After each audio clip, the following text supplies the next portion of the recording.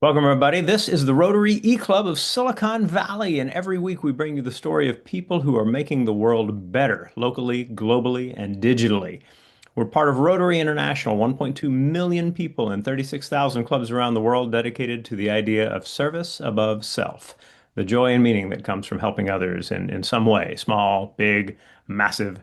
And in looking at these kinds of things, our goal as a club, our online asynchronous and geographically distributed club, is one where we get the chance to connect with people all over the world. Our format is one that allows us to record people anywhere doing really interesting and wonderful things. And so we love that we can bring you so many different stories. Today, the story we bring you is about stories and books and the access to books. And we'll be talking with Purnima Rao and Shivam Singh in India. They are part of the Free Libraries Network, and they have a story to tell about what it means for a community to have a library. Purnima, what an honor it is to have you with us. Thank you so much. I hand the mic over to you. Thank you so much. Hello, everyone, and thank you for having Shivam and I over. As we present what's happening in India in libraries, I am very aware that the American public library system is going through its own fending off the attacks to its own self. I hope you've all been following the good work that's being done by the American Library Association, the ALA, because in India we've always looked to the American public library system as a model for spaces that define equity and social justice within the library discourse. So in India, actually, we don't actually have those kinds of spaces, library spaces that guarantee justice or equity, which is why over 300 of us, over 300 grassroots librarians and activists are driving the free library movement in India right now. And these grassroots librarians are overwhelmingly very young people, actually, who are coming from backgrounds that have been historically excluded from reading because most often because of systemic barriers like caste, class, gender, religion, disability. So we're really these young people are really at the front lines of talking about the question of access. Um, so yeah, they're really talking about redefining what reading means, who readers are, and how we can grow readers who can be thinkers and participate, in the social and political life of India. Um, so just to give you some context about India, I'm sure many of you have a fair idea of what this country is about. But India is widely divided in terms of caste and in terms of class, in terms of gender. There's a huge income disparity, and this impacts equity in vital public services, especially in education and in healthcare and in access to knowledge resources, including access to the internet. So having a robust public library system that's free and that welcomes all is, one would imagine, critical to the progress of a 1.4 billion strong population. But if I asked you if you had any sense of how many libraries you think the country as huge as populous as ours would have, I would invite you to hazard a guess. And as you hazard that guess, let me tell you that we in India, even those of us who work in libraries, don't actually have an answer to this question because there is no standardized, accurate public data about how many libraries we have, what is happening in these libraries, who's allowed to enter, who's not, what kinds of programs are being run inside these libraries, are they open at all, and are they open to all? So there are many, many question marks when it comes to our libraries, and that is what we in the Free Libraries Network have set out to do. We really do want to formalize what public libraries mean in the life of this country. I'm going to share a bunch of images with you, starting with these are images from one of the poorest states in India, in eastern India. It's called Jharkhand. It's very mineral rich. It's traditional. Its population is largely tribal. And on all markers, when it comes to health and education, the indicators they're very low scoring. So it's called typically a backward state of India. And these are libraries in a district called Gumla, which is one of the poorest districts in this extremely poor state. And I mean, you can make your own observations, but I will just point out two things in this collage. One, the two ladies that you see in one of the photographs on the side, these two ladies are unfortunately not invited to be library members. So they're standing in front of the library. It's their library, but they are cleaners over there, not invited to be members, and they haven't been paid in months. And these are the public libraries of this country. The other photograph that you see on the bottom, it was a very stormy day when we visited this library in a very small and cut off village on the edge of the forest. And it was raining as hard inside the library as it was outside the library. And what you can, I hope, faintly make out is really like the rain coming through the roof, and all the books were damaged. And that's, you know, a normal day, I guess, for them. These are scenes from one of the biggest and best funded libraries in the whole country. This is the Delhi Public Library in the heart of this country, in the national capital. These are photographs taken on a regular day when the library was open. And the people that you see in one of the photographs are the people from our team. So we were the only people, and there are three branches represented in these images. We were the only people in any of the branches that we went to. And the sign that you see on the side, which is partly in Hindi, very proudly proclaims that for 1 month of the year, they'll open up membership to be free for all. Just for 1 month in the year, the Delhi Public Library will be free. So yeah, so that's what we're facing. And when we talk to people in the public library system about why all of your libraries are going empty, they say that, oh, the people aren't interested. We build it, but they do not come. And we, the grassroots librarians of India, know that this is absolutely not true. So this is now a scene from a library in Western Maharashtra, in Maharashtra, which is in the western part of this country. It's in a very small village, again, a tribal village, where the people are Korku. They're the Korku people. They speak a very particular language. It's a tribal language. This is the only library for miles around. And it's run by this young woman in her 20s, a Korku woman herself. And she does it totally on her own steam. And she is working with first generation readers. They are the first people in their families to have ever seen a storybook, to have ever seen a picture book, to have ever experienced a read aloud, to have ever seen an encyclopedia. So there is radical work happening here. And this library is a proud member of our network, I'm happy to say. And I'm also happy to say that this library is never empty.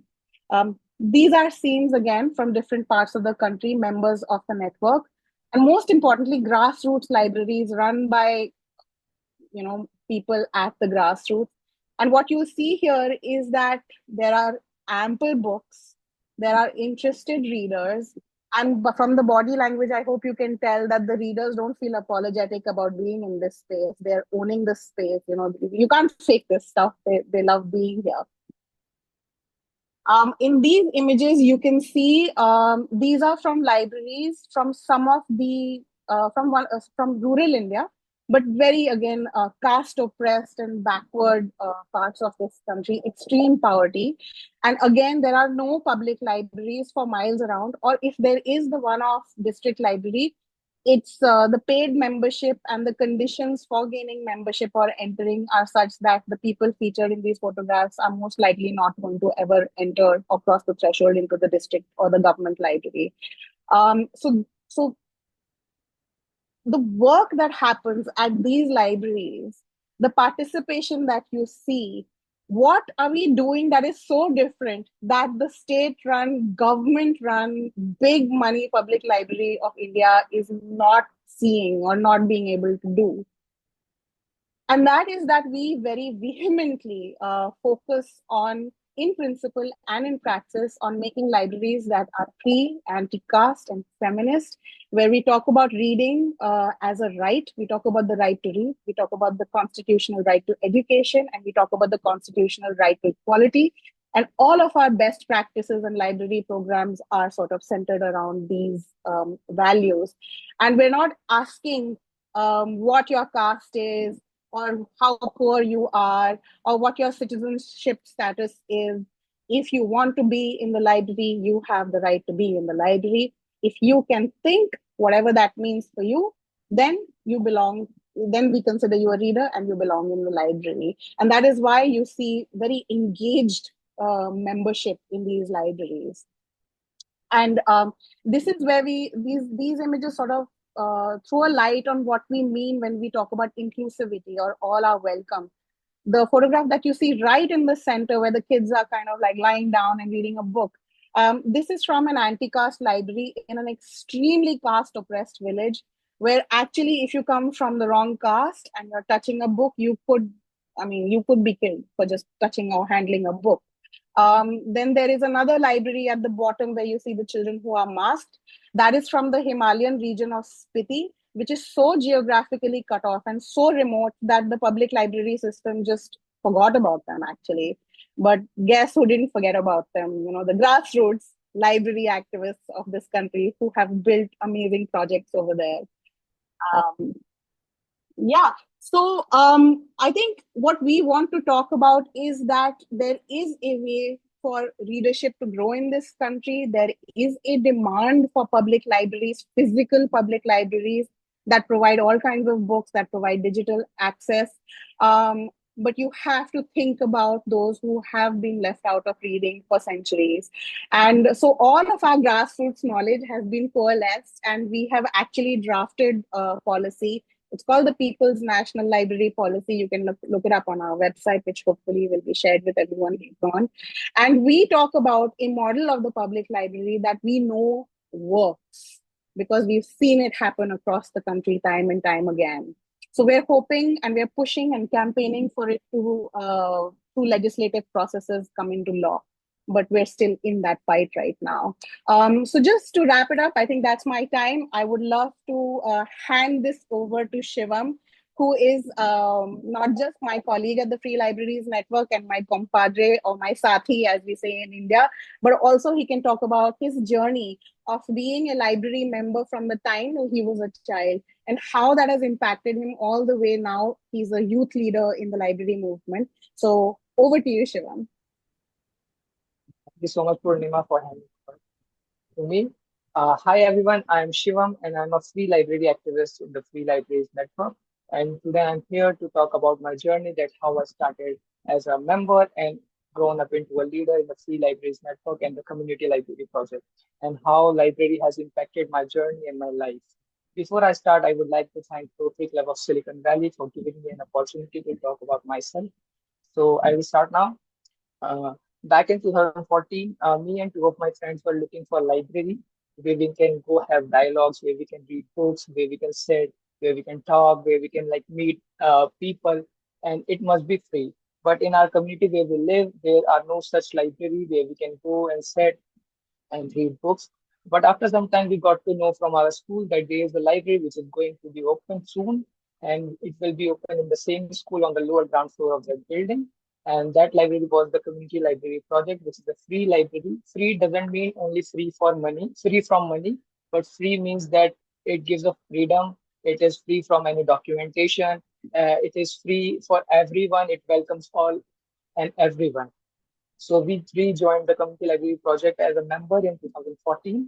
And after some time, after a few months, we became student council. So student council is a leadership development program in which the younger group of members between the age group of 12 to 14 gets opportunity to learn how to take the responsibility of library, which includes like sitting on the circulation desk, doing circulation, helping members in the library, doing read alouds, cleaning the library, etc. After that, uh, after that, I completed my class 12th, and I got an opportunity to do internship in the community library project. It was COVID time, it was pandemic time, so the library shifted its physical branch to a digital branch. So I did my internship in their digital branch, where I used to curate contents, record read alouds, record audio, videos, and share it across their social media platforms. I done that internship, and after that, I got another opportunity to do internship in the American Embassy School as a librarian intern. So American Embassy School and the Community Libraries project has partnered to provide, leadership development to the members of the community library through their internship program. So I did that internship. Then after that, I became a core team member. Core team member is a similar program like Student Council, where uh, the older ones of the library, the adult members, get the opportunity to learn how to organize events, how to take part in movement based events, how to agitate the members of the library, and etc.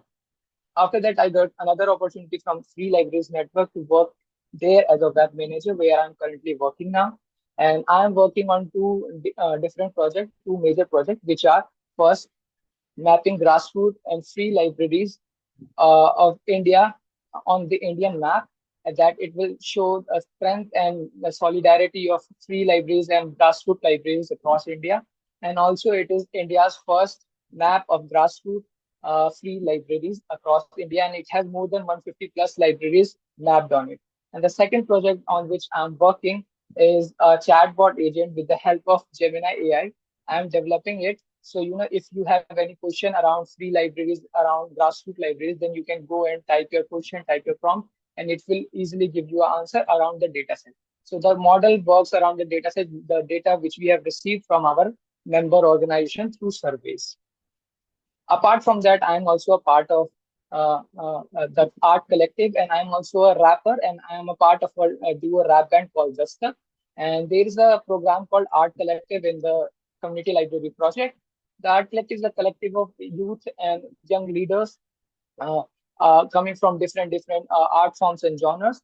And the library has given us a lot of opportunity to showcase our art through different platforms. And I have personally done a lot of rap shows for the library. And I have made a song. Not me, me and my friend both have made a song for the community library project, because we wanted to give something back to the library, because the library has supported us in every step of our journey. So we wanted to give something back to the library. So we made a tribute song, an anthem song for the library, which is Kitabe Bolti Hai, the books speak. The library has also helped me in my higher education, helped me in getting into colleges, as I am the second child in my house who step into higher education. So the library helped me through its program known as College Ka Hak. College Ka Hak means right to college. So they support a member of the library in their journey to college with their program called College Ka Hak. The library space, the library shaped my career as well. It gave me exposure to different organizations to gain, a valuable experience from them through their internship, leadership, and volunteering program. I just wanted to say in the last that I am so grateful that I am a part of the community and where I belong. And I want more and more free community libraries where everyone can go, where there is no discrimination, where there is no uh, injustice, where anyone can go read books, take out books, take book home.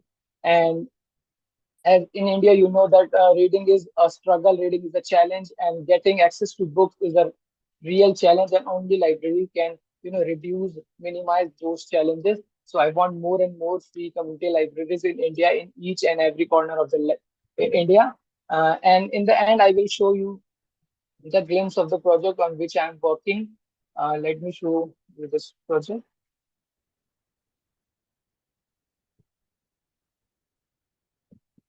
This is the first project which I'm working on. This is the map. As you can see, this is our home page, and this page will lead you to the map page. As you can see, there are a lot of markers. These are not just markers, but these are our member libraries, and it shows solidarity instant that we are that much bigger and that much strong. And if you will click on any of the marker, it will lead you to the main page of that particular library. So as you can see, this is the mission, vision statement of the library, and then there is the pictures of the library, and these are the data of that particular library. So it is India's first grassroots member libraries map of India. And the second project on which I'm working is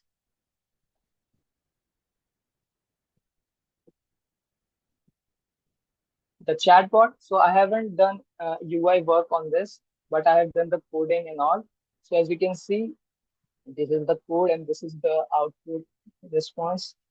So as you can see, I have asked the chatbot name of libraries present in Delhi. So it named all the libraries which are present in Delhi.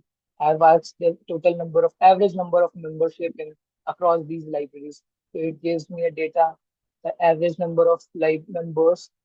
The average number of members are 1879, 1879, almost 1900 members in each library. So these are the projects which I am working on, and it's in developing phase. So I am still working on it. The way it gets finished, I will share it with you, so you will also have a look of this. This is all for my journey. Thank you so much for giving me a chance to speak about my journey. Thank you so much. Wonderful.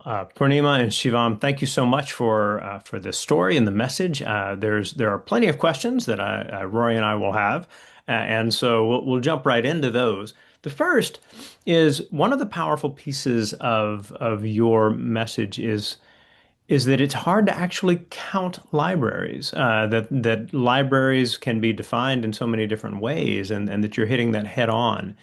In terms of coming up with some kind of systemized approach to promoting libraries and to getting more communities to establish libraries, how can that happen other than via the direct involvement of the country's leadership? Are there other approaches to building the network and systematized sense of access that might be a part of a really strong network, or does it depend on the leader taking an interest? Well, so far we've actually not had a very robust public system that can guarantee that a country as huge as India and as diverse as India really gets what it needs at every step. And in fact, it has been, especially recently, considered to be, almost a personal project or an individual project or a corporate project. So if a district happens to have a very dynamic, district leader or a dynamic set of civil society people, citizens, that they will create a library, and that's how libraries should grow. But I think what we're saying in the Free Libraries Network is that just like healthcare and just like education, libraries are a public good, and they need to be standardized and put out on a scale that honestly only the government of India can do. This is not a civil society niche project. This is too vital to the fabric of our country to not have that kind of standardized reach. And not just infrastructurally, the other thing that's happening in this country is that we look at the problem or the lack of libraries as an infrastructure problem, that there aren't enough buildings or there aren't enough, tables inside the buildings. But the lack of libraries is also the lack of trained librarians. It's also the lack of library programming, excellent services, a really mindful, hyper-local, community-led approach to curation or anything else. So we really stridently are like the advocacy part of what we do is to talk about library reform in the country. And yes, we are looking at it as a public good that has to be delivered with public money, with our tax money, and our public servants are responsible for this. Okay. So I think when we think about libraries in the United States, we often think about two sets of libraries, the public libraries and school libraries. Does your network also connect with schools in some way? Do schools typically have libraries in them? What is the work you do alongside educational institutions? So I'll talk mostly about the government school system because we do have, what in America might be known as the charter school system. But I would like to talk about the government school system because that's most ubiquitous and reaches everywhere. So the government school system, in theory, is supposed to have a library in it. We have the national education policy that talks about how libraries are like vital spaces inside the schools. People talk about the classroom library model. But what we actually see on the ground is that libraries are not given the kind of resources or emphasis within the school system that make it a really valuable part, and where there's separate budget allocation, there's separate consideration. It's the same exhausted teacher who is already overworked. Maybe she's the only teacher in the village, and now she's told, oh, you have to become a librarian as well. So library sciences are not seen as a specific, specific skill set, a specific field of knowledge. So I mean, technically on paper, schools are supposed to have libraries, but they don't always, and that's not really regulated as stridently as it should be. So we work with, so sometimes we work with local governments and then we give them advice on what might happen inside a school library. And sometimes in our network, we actually have government school librarians who get not much support from their school system or from the government, who don't know how to run their library. And they come to the network and say, hey, you know what, can you just help us out? So then we help out those individual school librarians. Rory, I think you've got a comment. Yeah. Um, I was born in 1949. World War II ended in 1945. So people came back from the war and got married and had children. Well, the Chicago Public Library system had books for adults. Then all of a sudden, there were all these many, many children being born. And in the United States, part of the overall number of books that are available are oriented towards children. And obviously, if a child reads a book once, they won't be reading it for another week or two at least. So in Chicago, the problem we had was parents trying to bring all their children to the library. It just got very crowded, etc. So what the Chicago library system did was they purchased a number of motor vehicles that had the spots in them to put the books, and these were truly libraries on wheels. And when parents wanted their children to come and sign up and get the library card and all that, on one Saturday you could sign up, and then on the next week you get your library card and you could take some books out. And I remember as a child that the adults who needed to go to the library went to the big library with the adult books, but the children went on weekends. And I don't know if this is something that y'all have thought about, but a library in wheels can just do a lot for a lot of people who can't go to a fixed library. So I mention that for what it's worth. Yes, so within our network, there are library organizations, especially when they're working in remote areas or like the Himalayan regions, for example. They do have libraries on wheels, mobile libraries that are able to change up the collection every week or periodically and go out into the community, put the Right. books out, and even do a little bit of programming in terms of doing a read aloud program or doing a book club sort of a thing. And Yep. then they come back, so they spend maybe like 4 to 6 hours in that region, and they have a weekly roster of how they travel across a particular Right. geographical location. Right. So yes, absolutely. I mean, we advocate for any form of library that gets the job done, gets access Yep. created. So yeah, absolutely, it's happening in India. Yep. Yeah, we have Yep. donkey libraries in India too. So libraries that travel on donkeys. Yep. So, Fantastic. So, couple more questions. First of all, for Shivam, a little bit about your role in the community. You're a musician, and so you and a friend or friends are doing music. You're doing rap. Um, is that a network of people that is being introduced to libraries in a way that maybe wouldn't have happened otherwise? Can you tell me about that role of being a musician and being someone who is advocating for libraries? Yeah, so we started music before the art collective. So me and my friend started music, and we took supervision from Purnima and from Mirla Kaushi that we are going to be in rap music. So please guide us that how to be a good musician who will support the movement. So we in the year we have made songs which are the songs which support the movement, support the organization. There are many songs, and how I am advocating is that like I am 22 years old now, and I am making rap that the community wants, and I'm in that community, so I know the struggle of the community, that from where we grown up from, like what are the challenges we have faced. So we are working on it, and we are making rap on that things. And this is the thing on which I'm advocating, and my friend is advocating.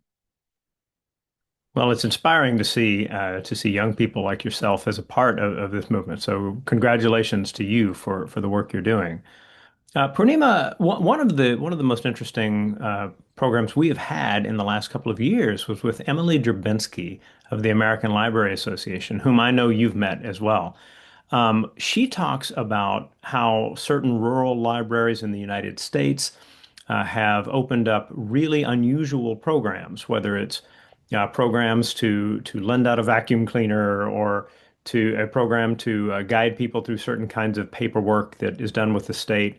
You know, that can involve a lot of interesting partnerships with government offices that might be trying to get more people to sign up for this or that or the other thing.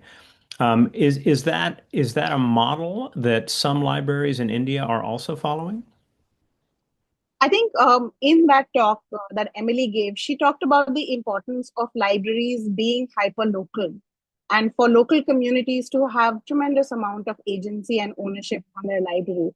And I think anytime you do that and you ensure that autonomy, you will find that the libraries very organically and dynamically keep adapting to the demands of the community as time goes by.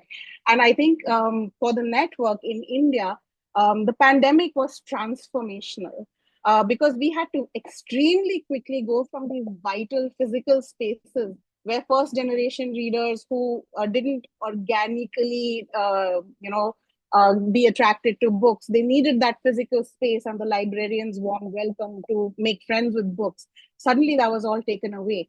So, the speed with which these very low income, low resource libraries adapted to going from physical spaces to the digital, learning Zoom, spending money on paying for internet, getting digital devices in rural parts of this country. It's not easy, but that happened because the community demanded that from its library.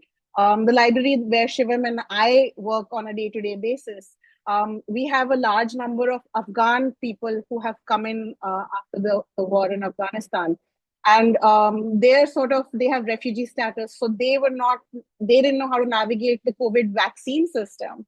So our library stepped in. We had people who were from migrant worker communities who suddenly had no jobs and no way to get from the big city back to their village because of the lockdown. We assisted those families. There are villages inside, the deep interiors or very remote parts of this country that actually became a space to document the damage that COVID did. So even the government had shut down in those areas, and they didn't know in that region how many people had COVID, how many people had died of COVID. All of that documentation was done by libraries across the country. We have libraries currently that have, programs for young mothers. In some libraries, we have librarians that connect farmers, or people who own cattle with online resources to help them animal husbandry and agricultural support or whatnot. So the library is whatever the community wants it to be, if it is empowered to be autonomous, and if that hyper local, when it's allowed to be hyper local with power. But we see really incredible things across the country. It's really hard to enumerate. Um, yeah. Well, that is so powerful. We're gonna, because of time, we're gonna wind down. And I'll hand it back to you in just a minute for the final word. But for all of you who have joined us for this recording, if you look at these images from Jharkhand and Maharashtra and these stories that Shivam and Purnima tell us about the kind of work that they're doing. If you want to learn more about the many ways you can become involved in your own community, take a look at Rotary. Rotary is worldwide. It is absolutely an organization dedicated to making all kinds of good things happen locally, globally, digitally, like I said, and you should. You can find lots of information about Rotary at rotary.org, O-R-G. For our club specifically, the Rotary E-Club of Silicon Valley, you can learn about it by going to rotary.cool. So, we always like to invite people to learn more about us, and we also like to invite our speakers to give the final word for our programs. So, Purnima, what would you like people to have clearly in mind as they finish watching this video or listening to this podcast? Well, firstly, thank you so much for listening and engaging with this work. I think there are common attacks that all libraries across the world are facing right now. So, if you can be part of the support system for your local library, please do so. If you're interested in the work that is happening in India, it's very exciting, it's very inspiring and energizing. Then you can go to our website, which is www.flm.org.in, in for India. And we have so many different projects that we're doing, including what Shivam's doing, which is a tech project. And if you want to know more about it, if you feel you can add your creativity to it, please get in touch with us, and we would love to hear from you. Thank you so much, Shivam. Thank you so much. And I only want that there must be more and more free community libraries. So support community libraries. Thanks so much. Thank you both. Thank you all for taking part, and we will see you next week.